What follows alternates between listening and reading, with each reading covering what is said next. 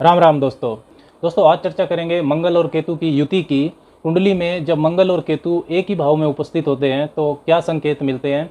Understanding of Mars and Ketu conjunction in your horoscope. Mangal को अगर समझे तो मंगल को घरों में, सभी घरों में सेनापति का दर्जा प्राप्त है, जिसके हाथ में हथियार है। तो जो भी साहस के क्षेत्र हैं, यानी कि मंगल आपका साहस, पराक्रम, आक्रामकता, इच्छा शक्ति, जुझारूपन, एबिलिटी टू फाइट, डोमिनेंस, हावी होना, इन सब चीज़ों का मंगल कारक है। अनुशासित होकर एकाग्र होना, ये मंगल का कारक तब है। मंगल कुंडली में जहाँ भी होता है, मतलब जिस भाव में होता है, जहाँ पर प्रभाव डालता है, तो उस भाव की चीज़ों पर अधिकतम आप अपनी शारीरिक ऊर्जा खर्च करते हैं, ऐसा संकेत मिलता है। ब्लड, रक्त, मांसपेशियाँ, मेरु रज्जा, बोन मैरो, इन सब का मंगल कारक है। मंगल के सकारात्मक और नकारात्मक दोनों ही तरह के गुण होते हैं। मंगल के सकारात्मक गुणों में स्पोर्ट्स और एथलेटिक्स में पार्टिसिपेट करना, उनमें भाग लेना, पुलिस, मिलिट्री, सेना, अग्निशमन विभाग, इनमें काम करना, जितने भी साहस और पराक्रम के क्षेत्र हैं वहाँ मंगल की भूमिका होती है। मेडिकल प्रोफेशन में सर्जरी भी मंगल के कारकत्व में आती है, क्योंकि सर्जरी करने में भी बहुत साहस की ज़रूरत होती है।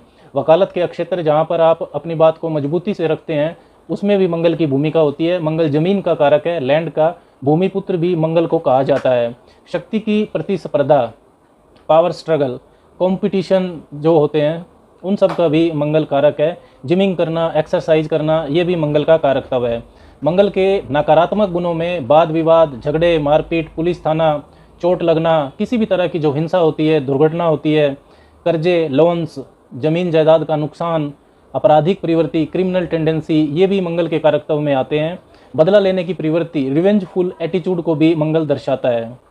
केतु को अगर हम समझे तो केतु एक सेपरेटिव ऊर्जा है, अलगाव लाने वाली है, भौतिक जीवन से अलगाव का कारक है, isolation from material world. Ketu आपको मोक्ष की तरफ ले जाना चाहता है, आध्यात्मिक उत्थान की तरफ ले जाना चाहता है। संत, योगी, सन्यासियों को केतु रिप्रेजेंट करता है।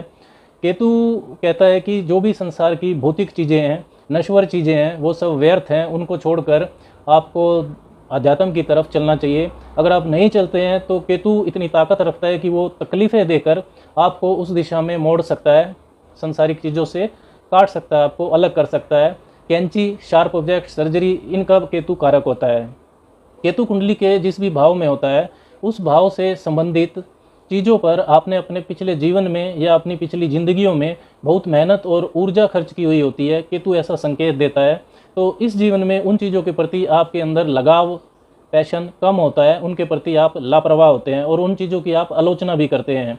तो केतु बिना सिर का है, केतु के पास सिर्फ शरीर है, सिर नहीं है, दिमाग नहीं है, आँखें नहीं है। तो ये एक रहस्यमयी ग्रह है, मन की आंखों से देखने वाला है। ये जीवन को वैसे नहीं देखता जैसे दूसरे ग्रह देखते हैं। मंगल और केतु की युति में भी इनके अंशों को देखना बहुत ज़रूरी है। अगर इनके अंशों का अंतर 3 डिग्री से कम है तो ये टाइट कंजक्शन होगा, बहुत तीव्र फल मिलेगा, अधिकतम फल मिलेगा।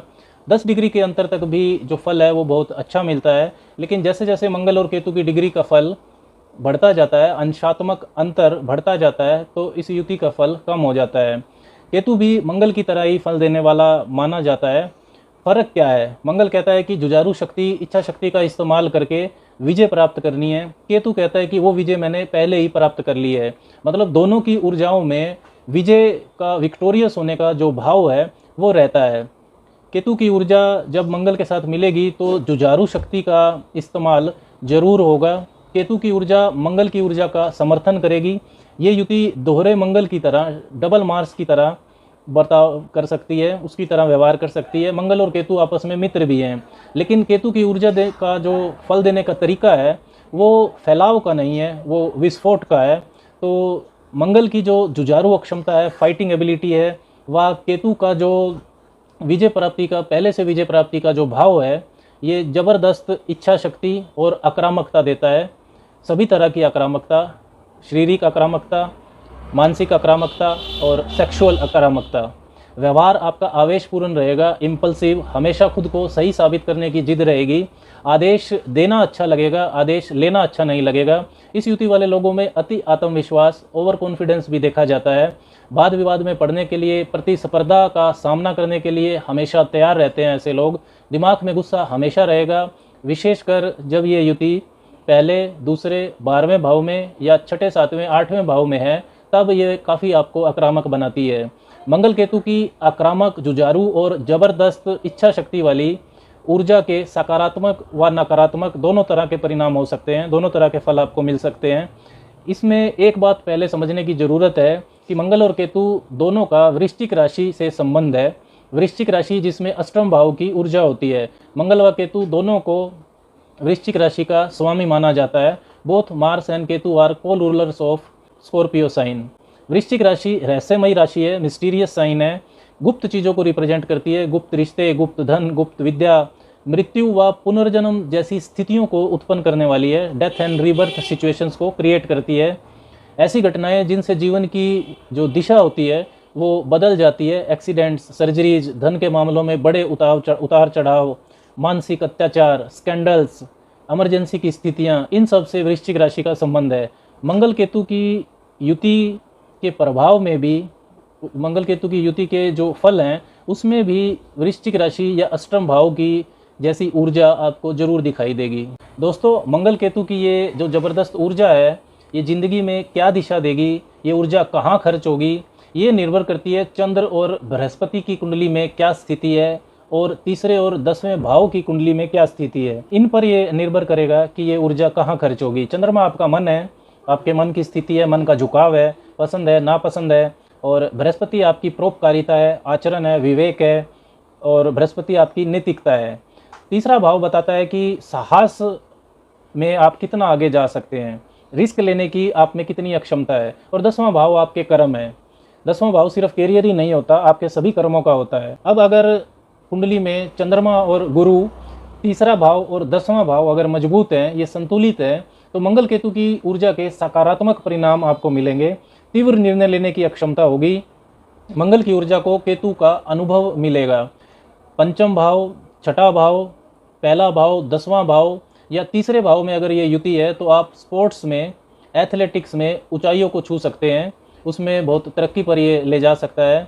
लेकिन स्पोर्ट्स इंजरीज, आपको चोट भी बहुत लगेगी। मेडिकल प्रोफेशन में विशेष करके अष्टम भाव में अगर ये युति है तो आप सर्जन बन सकते हैं। चाकू, शार्प ऑब्जेक्ट्स, मंगल और केतु दोनों इनके कारक हैं। ऐसा सर्जन जिसको बहुत प्रसिद्धि मिलेगी, जो हर रोज़ 20-25 व्यक्तियों के शरीर की चीर-फाड़ करते हैं, 1-2 आदमी उसमें मर भी सकते हैं। वृश्चिक राशि का डेथ एंड रीबर्थ वाला प्रभाव आपको यहाँ भी दिखेगा। पुलिस, मिलिट्री सर्विस, अग्निशमन विभाग, जासूसी विभाग में आप उच्च पद पर पहुँच सकते हैं। अच्छा वकील बन सकते हैं जो आप अपनी बात को मजबूती से रखेगा। केतु की विस्तार वाली, डिटेल ओरिएंटेशन में जाने वाली जो ऊर्जा है वो इसमें सहायता करेगी। खून के रिश्तों के अलावा सभी रिश्तों में मंगल की महत्वपूर्ण भूमिका होती है। तब आप रिश्तों में संतुलन रख पाएंगे।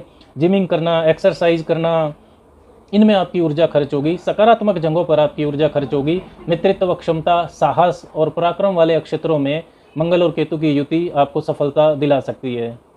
दोस्तों, इसके विपरीत यदि कुंडली में चंद्रमा कमज़ोर है या चंद्रमा भी इस युति में शामिल है, तब मंगल केतु की ऊर्जा अनियंत्रित हो जाती है। सभी तरह के रिश्तों में असंतुष्टि आप महसूस करेंगे, चाहे वो निजी जीवन हो या व्यावसायिक जीवन हो या सेक्सुअल जीवन हो, संतुष्टि नहीं मिलेगी। आप आलोचना भी बहुत करेंगे। केतु असंतुष्टि और आलोचना का कारक है।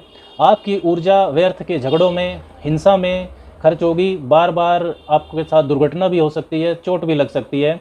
तीसरा भाव व बृहस्पति अगर कमज़ोर है तब आप आपराधिक प्रवृत्ति के हो सकते हैं, अपराध की तरफ बढ़ सकते हैं।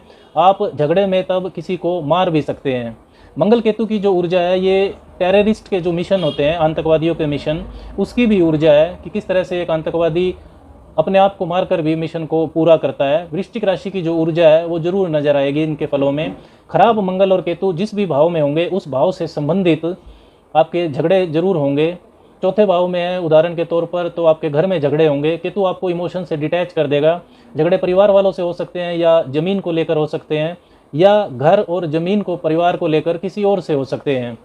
7वें भाव में अगर केतु है तो विवाह या किसी और से जीवन साथी के लिए आपका झगड़ा हो सकता है। विवाह को लेकर झगड़ा हो सकता है। झगड़ा या तो जीवन साथी के साथ होगा या जीवन साथी को लेकर किसी और के साथ होगा। दूसरे या अष्टम भाव में है तो पारिवारिक धन के लिए झगड़ा हो सकता है। केतु आपको परिवार से डिटैच कर सकता है, वाणी आपकी कड़वी होगी। छठे भाव में अगर ये युति है तो कोर्ट कचहरी, कर्जों से आप परेशान रहेंगे। अब क्या करना चाहिए अगर मंगल केतु की युति आपको परेशान कर रही है, मंगल और केतु की दशा भी चल रही है और जीवन में जो एलिमेंट ऑफ पीस है, शांति का जो एलिमेंट है वो बहुत कमज़ोर है। तो आपको हर रोज़ एक लाल आसन पर बैठना चाहिए, और लाल आसन नहीं है तो किसी भी आसन पर आप लाल कपड़ा बिछा लीजिए, भगवान शिव के चित्र के सामने बैठिए और 10-15 मिनट ओम नमो भगवते रुद्राय, ओम नमो भगवते रुद्राय, इस मंत्र का आप जप कर लीजिए। निश्चित आपको लाभ दिखाई देगा, अद्भुत लाभ मिलेगा। जो शांति का तत्व है जीवन में वो बढ़ जाएगा। अगर घर में आपके कोई ऐसा व्यक्ति है जो मंगल केतु की युति है और परेशान चल रहा है और वो खुद ये उपाय नहीं कर रहा, तो आप उसके लिए कर सकते हैं। मंत्र जप करने से पहले एक कटोरी में आप पानी रख लीजिए और फिर मंत्र जप करने के बाद पानी में आप फूंक मार लीजिए 7 बार, उसके बाद उस व्यक्ति को पिला दीजिए, लाभ आपको दिखाई देगा। गुड़ और अनाज का दान भी आपको करना चाहिए मंगलवार और शनिवार को। इसके अलावा लाल चंदन मिला हुआ पानी, मतलब लाल चंदन का जो पाउडर होता है, उसको जल में मिलाकर आपको शिवलिंग पर अर्पण करना चाहिए। और कम से कम 9 मंगलवार, 9 ट्यूसडे, आप हर मंगलवार को एक त्रिकोणीय ध्वजा ले आइए जिस पर जय श्री राम लिखा हो, और उस त्रिकोणीय ध्वजा को बूंदी के प्रसाद के साथ मंगलवार की शाम को हनुमान मंदिर में अर्पण कर दीजिए। दोस्तों, ये सारे उपाय, अगर मंगल केतु की युति आपको परेशान कर रही है तो आप डायरेक्ट कर सकते हैं बिना ज्योतिषीय परामर्श के। लाभ आपको निश्चित दिखाई देगा। आज के लिए बस इतना ही। राम राम।